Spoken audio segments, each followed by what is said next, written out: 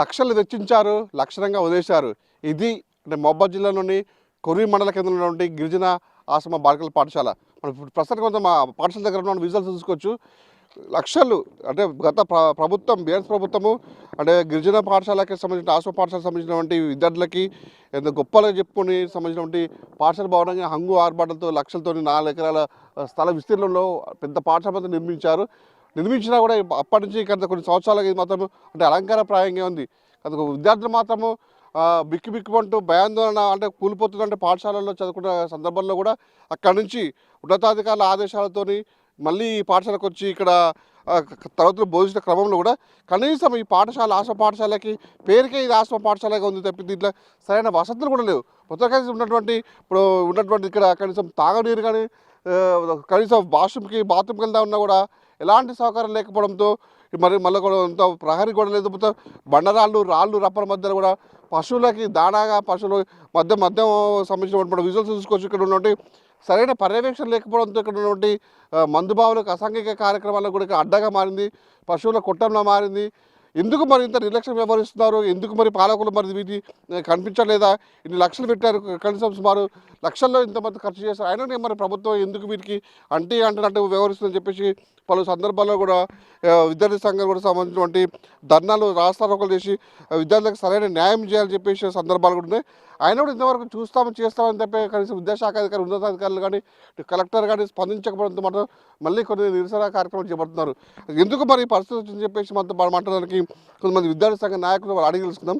వచ్చిన మీరు చెప్పండి, అంటే ఎందుకు ఇట్లా ఆశ్రమ పాఠశాలను ఇంత నిర్లక్ష్యంగా వదిలేశారు? అసలు ఏంటి పరిస్థితి? గత ప్రభుత్వమైనటువంటి తెలంగాణ రాష్ట్ర ప్రభుత్వం ప్రతిష్టాత్మకంగా కొర్వి మండల కేంద్రంలోని గిరిజన ఆశ్రమ బాలికల పాఠశాల లక్షలు పెట్టి వెచ్చించి ఈరోజు గాలికి వదిలేసినటువంటి పరిస్థితి చూస్తూ ఉన్నాం. ఇదే కొర్వి మండలంలో మనం ఇప్పుడే మీరు ముఖ్యంగా బిక్టి వారికి మాకు ధన్యవాదాలు ఈ విజువల్ తీసుకున్నందుకు. ఎందుకంటే ఎవరు కూడా పట్టించుకున్నటువంటి పరిస్థితి చూస్తూ ఉన్నాం.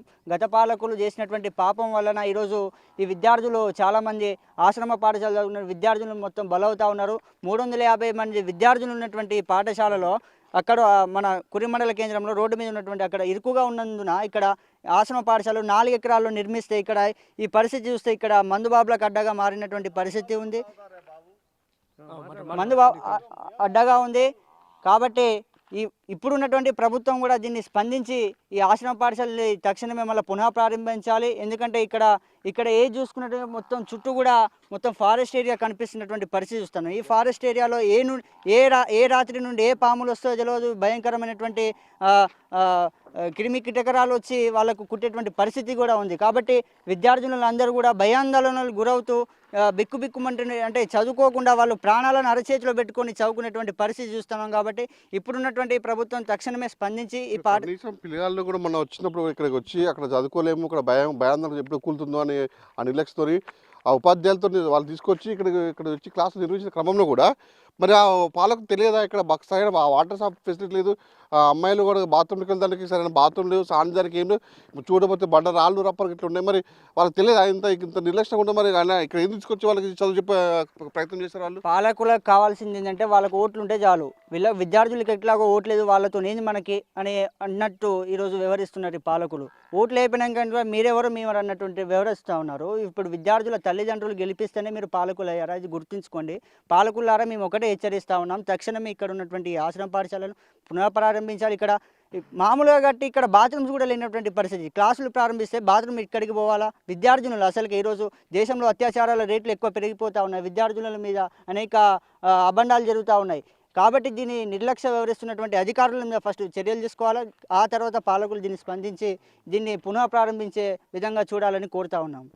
ముఖ్యంగా మీరు చెప్పండి, ఇప్పుడు ఉన్న ఈ ఆశ్రమ పాఠశాల చుట్టూ కూడా ప్రహరీ గోడకి సరైన మార్గం ఏం లేదు, మొత్తం రాళ్ళు రప్పలతో ఉన్నది, ఇటు మనుషులు కనబడుతున్నవి, ఓవైపు మన పశువులు మేస్తున్నవి. ఎందుకు ఇట్లా ఇంత నిర్లక్ష్యం వదిలేస్తారు? మరి ఇప్పుడు మన ప్రభుత్వం దృష్టికి తీసుకునే ప్రయత్నం చేస్తారా మీరేమన్నా? అందరికీ నమస్కారాలు. బిగ్ టీవీ లైవ్కి వచ్చినటువంటి మీకు ప్రత్యేకమైనటువంటి ధన్యవాదాలు. నా పేరు Gandhasri Jyotibasu, SFI division secretary. Okay, మీరు చెప్పినట్టుగా ఏంటిదంటే ఇక్కడ పాలకులు ఎట్లుంటుందంటే వాళ్ళు చెప్పిన ఒక రూల్, ఒక నియంత్రణ లాగా ఒక ప్రవర్తించడం అవుతుంది. పిల్లలతో మాకు ఎటువంటి సమస్య, మాకు ఎటువంటి ఉన్నా కూడా ఎటువంటి సమస్యలు మాకు కనికరించడం కూడా ఎటువంటి సమస్యలు మేము మా ఎస్ఎఫ్ఐ తరపు నుంచి అనేక సార్లు అనేక సార్లు ఎమ్మెల్యేకి రిప్రజెంటేటివ్ ఇవ్వడం అవుతుంది, ఇక్కడ ఉన్న ఎంఈఓ గారికి లెటర్ ఇవ్వడం అవుతుంది, ఎంఆర్ఓ గారికి లెటర్ ఇవ్వడం అవుతుంది. అనేక విధాలుగా మేము రిప్రజెంట్ లెటర్ ఇచ్చినా కూడా ఎటువంటి స్పందన లేకుండా, గింత కూడా ఒక కనికరం లేకుండా ఒక విద్యార్థులు ఈ రోజులలో అత్యాచారాలు జరుగుతుంటాయి. ఒక విద్యార్థినుల మీద ఇక్కడ ఉన్న పాలకులు తీసుకున్నటువంటి చర్యలు ఒక్కటి కూడా కనబడట్లేదు. అనేక విధాలుగా ఇప్పుడు జరుగుతున్న అత్యాచారాలు దృష్టిలో పెట్టుకొని కనీస సౌకర్యాలు అందుబాటులో ఉంచాలని చెప్పి అనేక సార్లు రిప్రజెంట్ లెటర్ ఇచ్చినా కూడా ఇక్కడ ఉన్న పాలకులు కావచ్చు, ఇక్కడ ఉన్న గత ఎమ్మెల్యే కావచ్చు ఎటువంటి స్పందన లేకుండా ప్రవర్తించడం జరిగింది. ఇంకోటి ఏంటిదంటే గత ప్రభుత్వంలో ఇక్కడ ఆశ్రమ పాఠశాల ఓపెన్ అయింది, నూతనంగా ఏర్పాటు చేసిరు. మరి ఊరికి ఒక 1/2 కిలోమీటర్ దూరంలో ఏర్పాటు చేసిరు. అందులో ఏర్పాటు చేసినటువంటి పైన కూడా 4 ఎకరాలలో ఆశ్రమ పాఠశాలను ఏర్పాటు చేసిరు. ఆ 4 ఎకరాలలో ఏర్పాటు చేసినటువంటి బిల్డింగ్లు కనీస సౌకర్యాలు బాలికలకి ఇప్పుడున్న పరిస్థితులలో వానికి ఒక బిల్డింగ్ సంబంధించింది, వాళ్ళ ఆశ్రమ పాఠశాలకు సంబంధించింది, ఆ స్కూల్కి సంబంధించింది ఎటువంటి కనీస సౌకర్యాలు, కనీసం లెట్రూమ్ కావచ్చు, బాత్రూమ్ కావచ్చు, ఇటువంటి రూములు లేకుండా కూడా వాళ్ళు ఇక్కడ గదులు నిర్వహించారు. మరి ఇంకోటి ఏంటంటే కరెంటు సౌకర్యం కూడా కనీసం ఆ కరెంటు సౌకర్యం కూడా లేకుండా ఇటువంటి సిచ్యువేషన్ని వాళ్ళు తీసుకొచ్చారు. ఇటువంటి సిచ్యువేషన్కి మేము అనేక సార్లు రిప్రజెంట్ లెటర్ ఇచ్చినా కూడా, మీ ఆశ్రమ పాఠశాల గురించి ప్రత్యేక కార్యక్రమం నిర్వహించినా కూడా ఇక్కడ కావాలని చెప్పి ఎమ్మెల్యే కూడా ఇక్కడ మా మీద కేసులు పెట్టినటువంటి పరిస్థితి కూడా ఈరోజు నెలకొంది. అందుకనే గత ప్రభుత్వం ఓడిపోవడానికి ఇప్పుడు విద్యార్థి లోకానికి విద్యార్థుల మీద మొత్తం శ్రద్ధ చూపకపోవడానికి దానివల్లనే ఓడిపోయిందని చెప్పి ఇది ప్రత్యేకంగా చెప్పవచ్చు. ఇది ఏమైనా కూడా ఈ 4 ఎకరాల ఈ ఆశ్రమ పాఠశాల కాదు, ఇది ఓన్లీ మందుబాబుల అడ్డలాగా. నెక్స్ట్ ఇంకోటి ఏంటిది, ఒక పశువుల దొడ్డిలాగా ఇది ఒక ఏర్పాటు ఉన్నది.